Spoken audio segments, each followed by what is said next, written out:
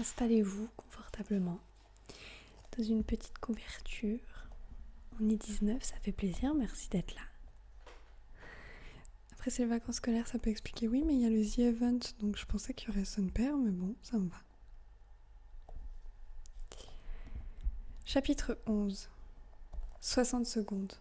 C'est le temps durant lequel nous sommes tenus de rester sur nos plaques métalliques avant qu'un gong ne nous libère. Si vous en descendez avant, une mine antipersonnelle vous arrache les jambes. 60 secondes pour découvrir le cercle des tribus placé à équidistance de la corne d'abondance, gigantesque conque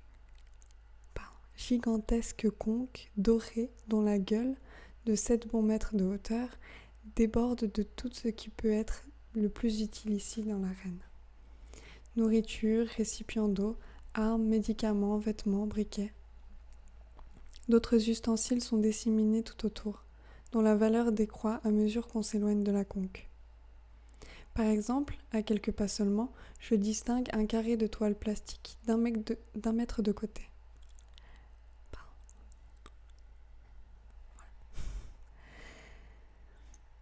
Il pourrait sans doute me servir sous une averse, mais dans la gueule, j'aperçois une tente capable de me protéger de n'importe quelles intempéries. Si j'ai assez de tripes pour aller la chercher et la disputer aux 23 autres tribus, ce qu'on m'a bien recommandé de ne pas tenter. Nous sommes au centre d'un vaste espace dégagé, une plaine de terre sèche. Au-delà des tribus qui me font face, je ne vois rien, ce qui doit indiquer une pente abrupte, voire une falaise. À ma droite, un lac. À ma gauche et dans mon dos, une forêt de sapins clairsemés. C'est là qu'Emitch voudrait me voir m'enfuir. Immédiatement.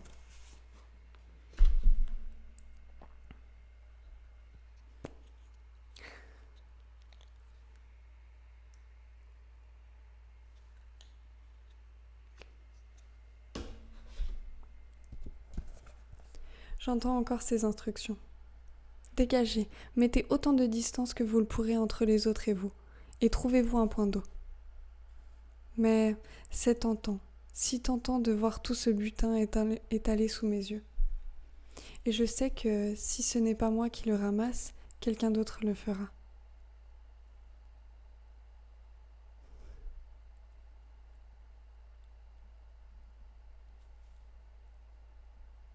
Que les tribus de carrière qui survivront au bain de sang se partageront les armes et les objets les plus précieux. Quelque chose attire mon attention. Là, au sommet d'un monceau de couverture, je vois scintiller un carquois de flèches ainsi qu'un arc déjà tendu, prêt à servir. Il est à moi, me dis-je. On l'a mis là pour moi. T'as froid, mais rentre, Comète. Va de dos.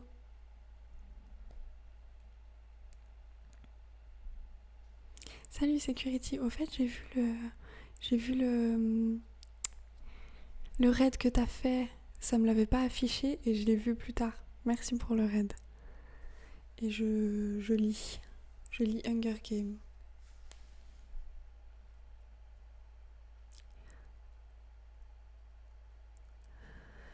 Je suis rapide.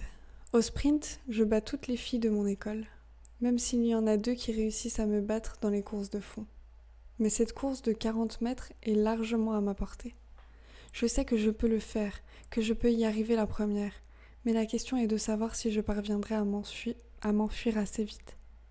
Le temps d'escalader les couvertures et d'attraper mon arme, d'autres auront atteint la conque. Je devrais pouvoir en abattre 1 ou 2, mais s'ils sont une douzaine, à si courte portée, ils m'auront sans difficulté à coups d'épieu ou de gourdin, ou simplement avec leurs poings. Néanmoins, je ne serai pas leur cible. Je suis prête à parier que bon nombre de tribus négligeront une faible fille, même si elle a obtenu un 11 à l'entraînement, pour se focaliser sur d'autres adversaires plus redoutables.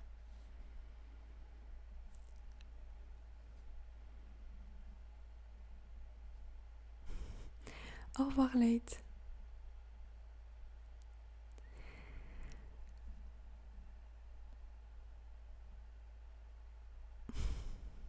T'inquiète, Comète, t'énerve pas, ça sert à rien.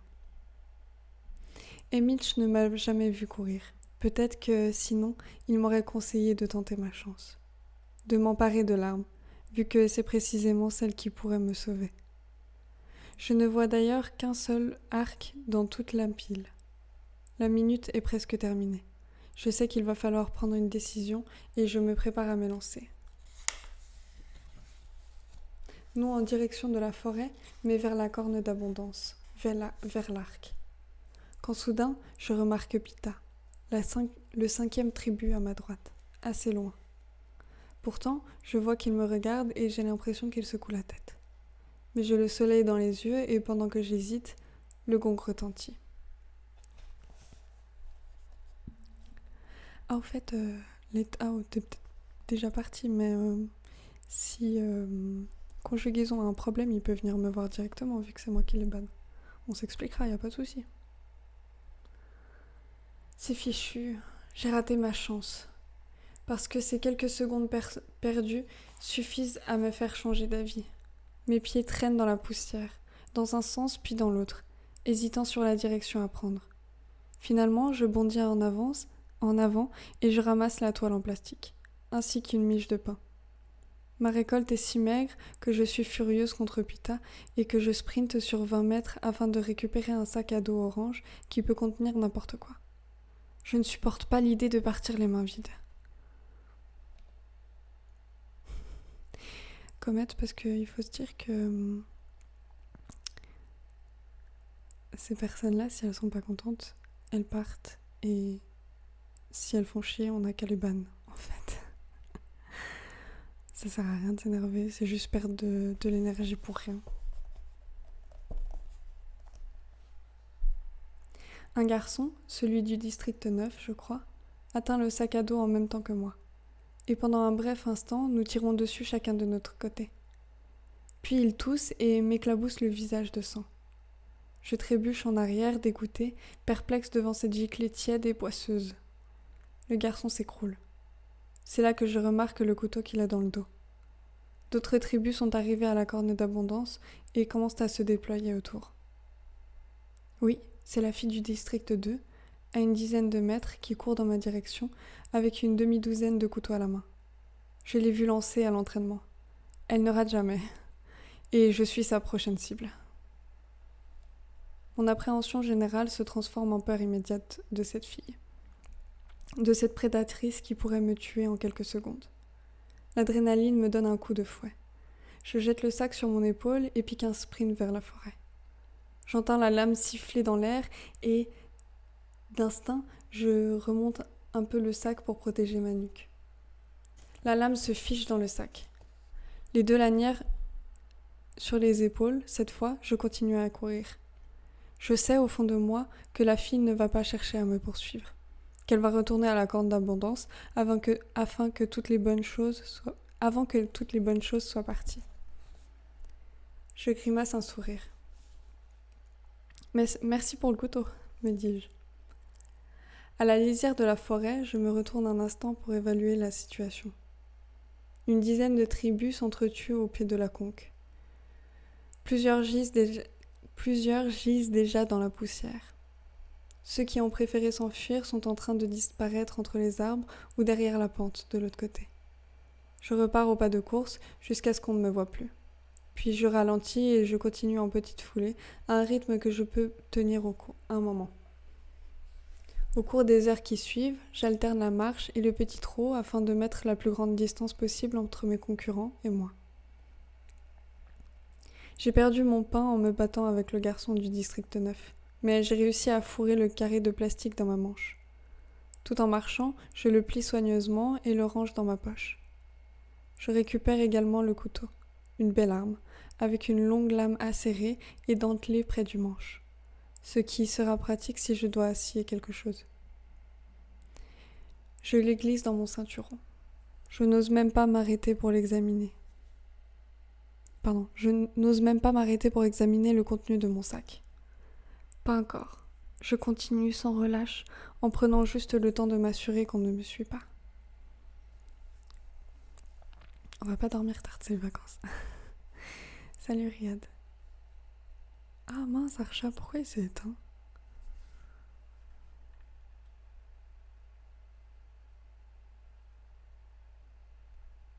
Non, mais le chômeur, j'irai lui parler.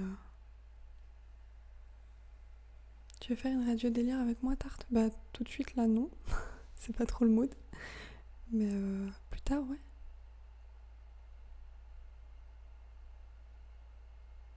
Une seconde.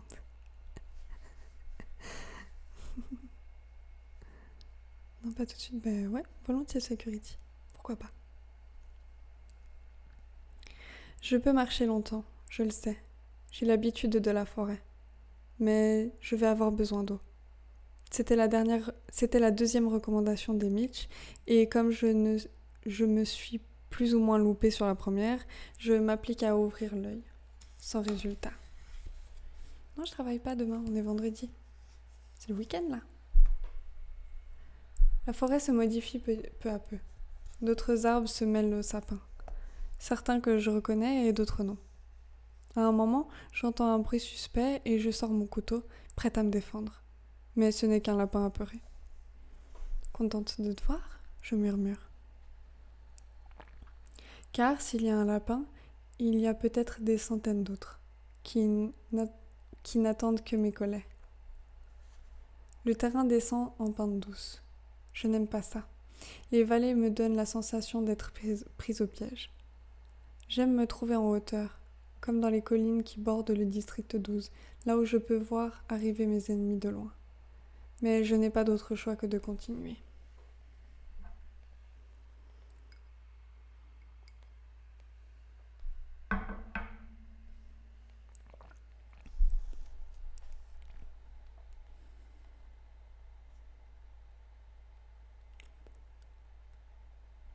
Curieusement, je ne me sens pas trop mal. Ces journées passées à m'empiffrer m'ont fait du bien. Je me sens capable de tenir longtemps, malgré le manque de sommeil. Me retrouver dans les bois me remonte le moral. J'apprécie ma solitude, même si elle est illusoire, car je passe probablement à l'écran en ce moment même. Pas tout le temps, mais par intermittence. Il y a tant de morts à exhiber le premier jour qu'un tribut qui marche à travers les bois n'offre pas de très grand intérêt. Mais on doit me montrer quand même, afin de faire savoir au public que je suis vivante, indemne, et que je vais quelque part. La journée d'ouverture, avec ses premiers morts, est l'une de celles où l'on parie le plus. Mais cela ne saurait se comparer aux sommes mises en jeu à mesure que la compétition se réduit à une poignée de joueurs.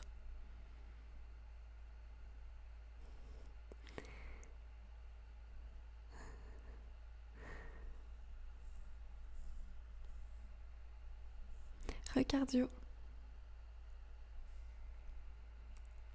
Tard dans l'après-midi, j'entends les premiers coups de canon. Chaque coup correspond à un tribut tué. Les combats ont dû prendre fin autour de la corne d'abondance. Bonsoir, Amarol. Et bonsoir à la Corse. On ne ramasse les corps qu'après la dispersion des survivants. Le premier jour, on ne tire le canon qu'après l'arrêt total du bain de sang, car il est trop difficile de faire le compte des victimes. Je m'accorde une petite pause, haletante, le temps d'écouter le nombre de coups. 1, 2, 3, et ainsi de suite jusqu'à 11. 11 morts en tout. Reste 13 joueurs. Je gratte le sang séché que le garçon du district 9 m'a craché au visage. Il fait partie des morts à coup sûr.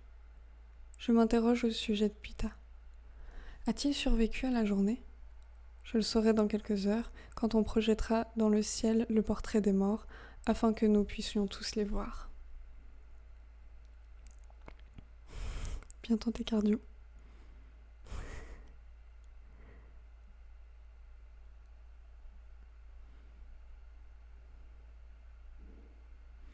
Quand je suis Ben, j'ai un bug de compteur pour dire combien de temps il me reste.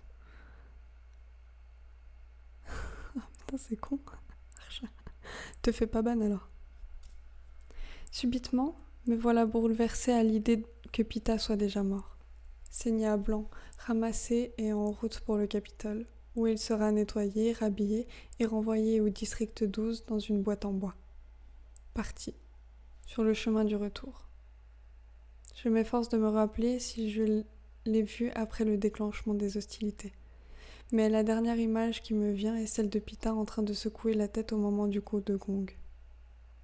Ce serait peut-être mieux ainsi. Il n'a jamais cru en ses chances, et puis cela m'épargnerait la tâche désagréable de le tuer. Peut-être vaut-il mieux qu'il ne soit plus dans la partie.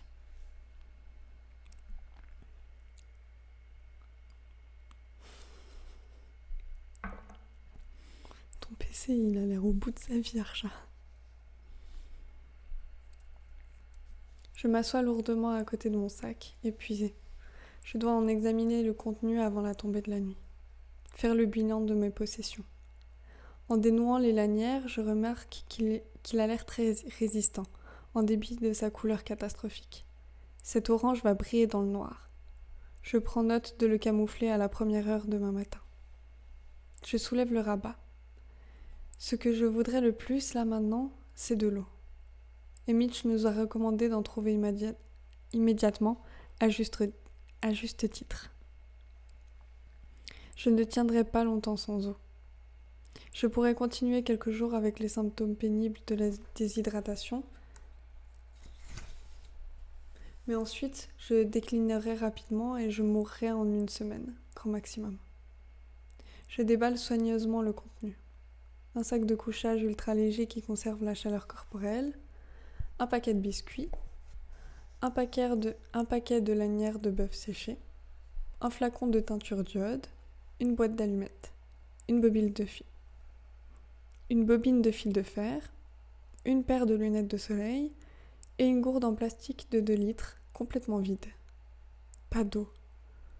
Ça ne leur aurait pourtant pas coûté grand-chose de remplir la gourde. Je prends soudain conscience que j'ai la gorge et la bouche sèches, les lèvres gercées. J'ai marché toute la journée.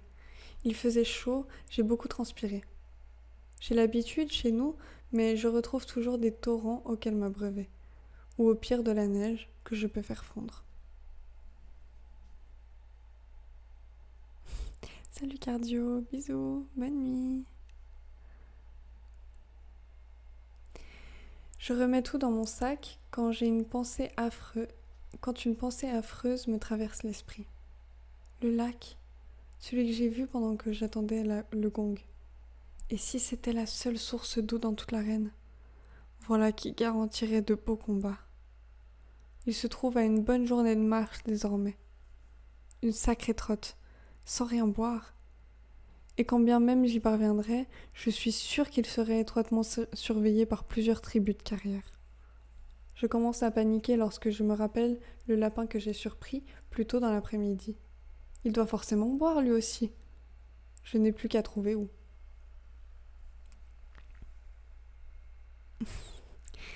Va dans les lives que tu veux, Archa. Je ne t'en voudrais pas. Mais je connais pas qui c'est Amour.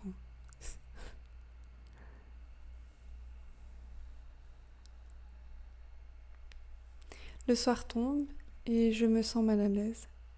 Les arbres sont trop clairsemés pour me dissimuler. Le tapis d'aiguilles de sapin qui assourdit le bruit de mes pas rend également les empreintes des animaux plus difficiles à voir. Pourtant, j'ai besoin de leurs pistes pour trouver de l'eau. Sans compter que je continue à descendre, à m'enfoncer de plus en plus dans une vallée qui semble interminable.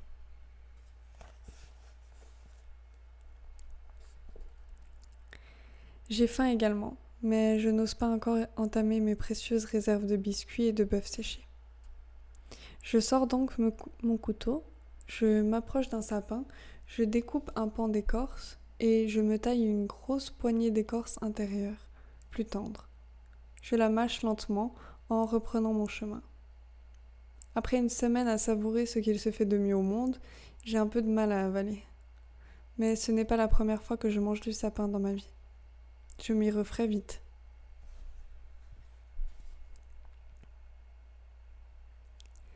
Au bout d'1 heure, je me décide à chercher un endroit pour la nuit. Les créatures nocturnes commencent à sortir. J'entends quelques ululements et hurlements qui m'indiquent que je ne serai pas la seule à m'intéresser au lapin. Quant à savoir si les autres prédateurs me considéreront comme un gibier, il est trop tôt pour le dire. Toutes sortes d'animaux sont peut-être en train de m'observer en ce moment même. Salut Slydro, ça va? Dans l'immédiat, pourtant, ce sont surtout mes concurrents qui m'inquiètent. Je suis sûre qu'ils seront nombreux à continuer la traque pendant la nuit. Ceux qui se seront battus à la corne d'abondance auront de la nourriture, de l'eau du lac en abondance, des torches ou des lampes de poche et des armes qu'ils brûleront d'utiliser. J'espère m'être suffisamment éloignée pour être hors de leur portée. Bonne nuit, Comète. Avant de m'installer, je sors mon fil de fer et tends 2 collets dans les fourrés. J'ai bien conscience que ce n'est pas un risque. J'ai bien conscience que c'est un risque, mais la nourriture va s'épuiser vite par ici. Et je ne peux pas poser des pièges en fuyant. Néanmoins, je marche encore 5 minutes avant de dresser le camp. Je choisis mon arbre avec soin, un saule, pas trop haut, mais enfui parmi les autres, et dont les longues tresses tombantes devraient me dissimuler.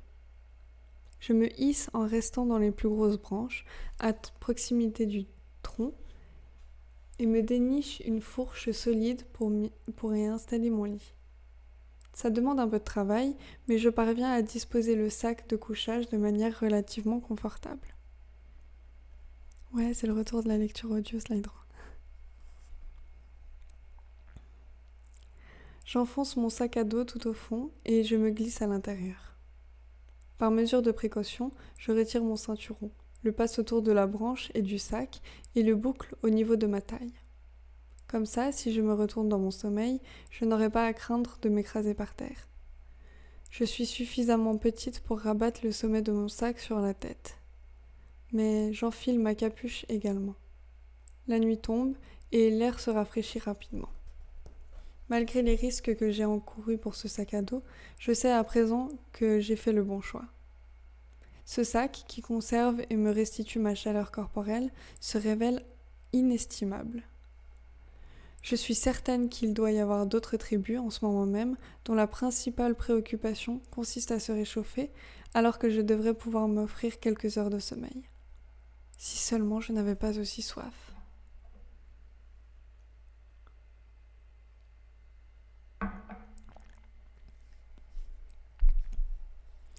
La nuit est là quand j'entends l'hymne annonciateur de la récapitulation des morts. À travers les branches, j'aperçois le sceau du Capitole qui semble flotter dans les airs. En réalité, je suis en train de regarder un écran géant transporté par l'un de ces hovercrafts qui apparaissent et disparaissent mystérieusement.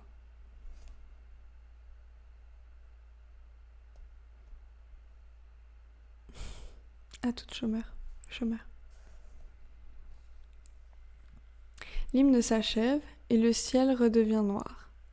Chez nous, ils ont droit à la rediffusion complète de chaque mise à mort, mais dans l'arène, on considère que cela donnerait trop d'indications aux tribus survivants.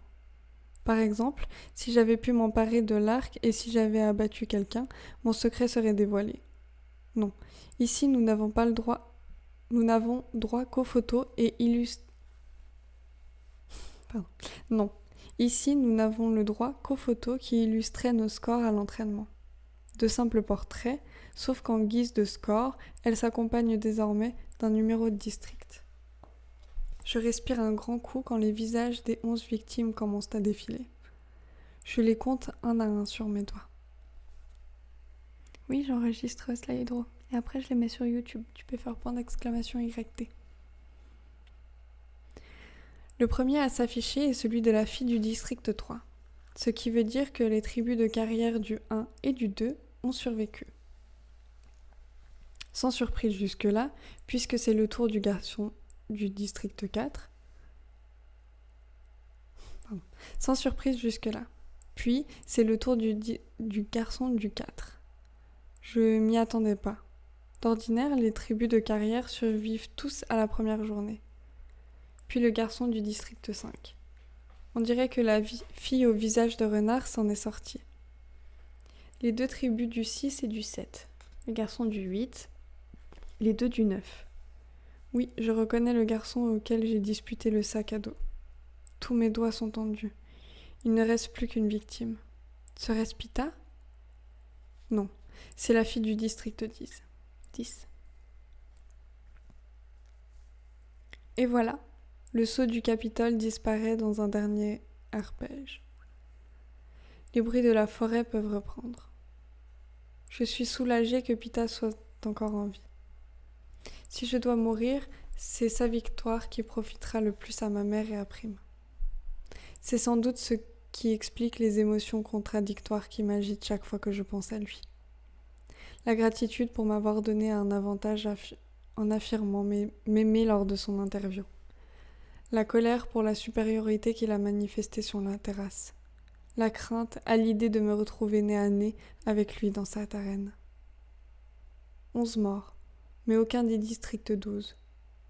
Je tente de faire le point sur ce qui reste. 5 tribus de carrière. La renarde, Trèche et Roux. La petite Roux. Elles ont donc passé la première journée, en fin de compte. Je ne peux m'empêcher de m'en réjouir. Avec nous, ça fait 10. Je retrouverai les 3 autres demain. Pour l'instant, il fait noir. J'ai une longue marche dans les jambes et je suis perchée à l'abri de cet arbre. Je dois me reposer.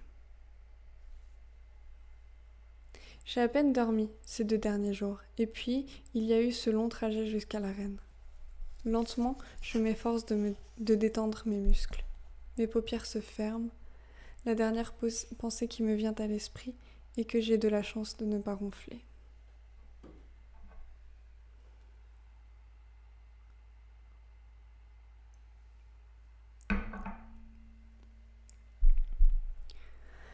Crac ! Je suis réveillée par un bruit de branches cassées. Combien de temps ai-je dormi ? 4 heures ? 5 ? J'ai le bout du nez tout froid. Crac, crac. Que se passe-t-il ?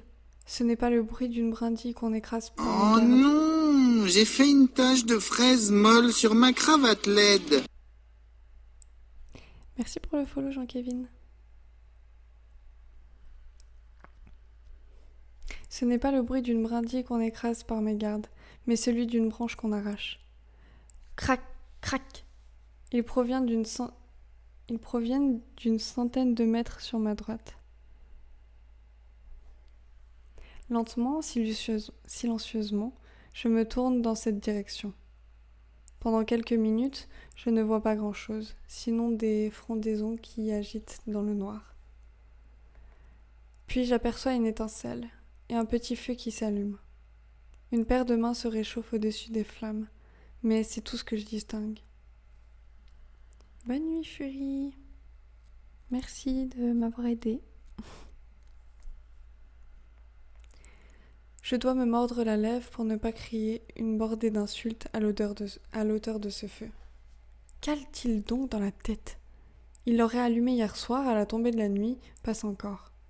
Ceux qui étaient restés s'affrontaient à la corne d'abondance, forts de leur supériorité physique et de leur équipe complète, se trouvaient trop loin pour repérer les flammes. Mais à présent, alors qu'ils doivent battre la forêt depuis des heures à la recherche de victimes, autant agiter un drapeau et crier « Venez me chercher !»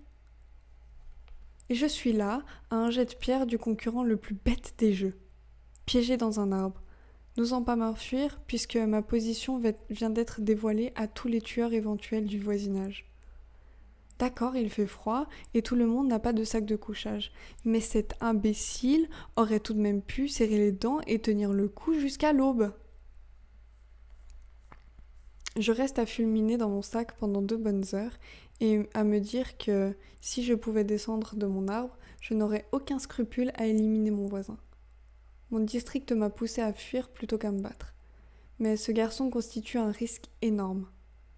Les imbéciles sont dangereux. Et celui-ci n'est probablement pas armé, alors que je possède un excellent couteau.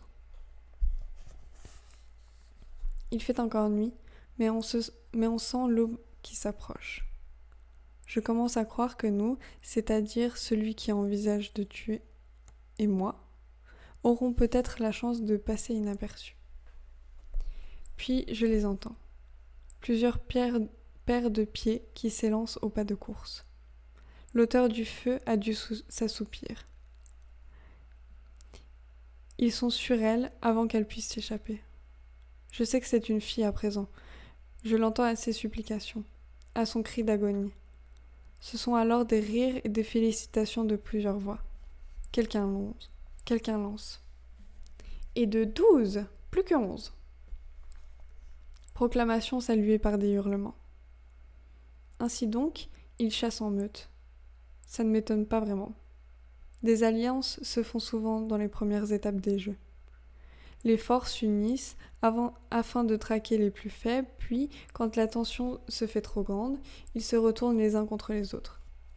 Pas besoin de me casser la tête pour savoir qui figure dans cette alliance. Bonne nuit, Slide-Roi.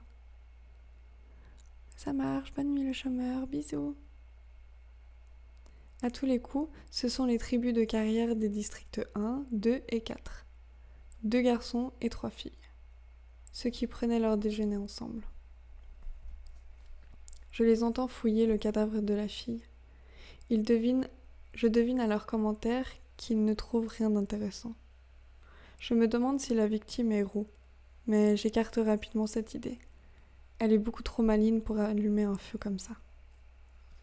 Mieux vaut se tirer qu'il puisse emporter le corps avant qu'il se mette à puer. Je suis presque certaine que c'est le garçon au visage de brute du district 2 qui vient de dire ça. Des murmures approbateurs s'élèvent, puis, à mon grand effroi, j'entends la meute se diriger vers moi. Ils ne savent pas que je suis là. Comment le pourraient-ils ? Et je suis bien dissimulée dans mon bosquet.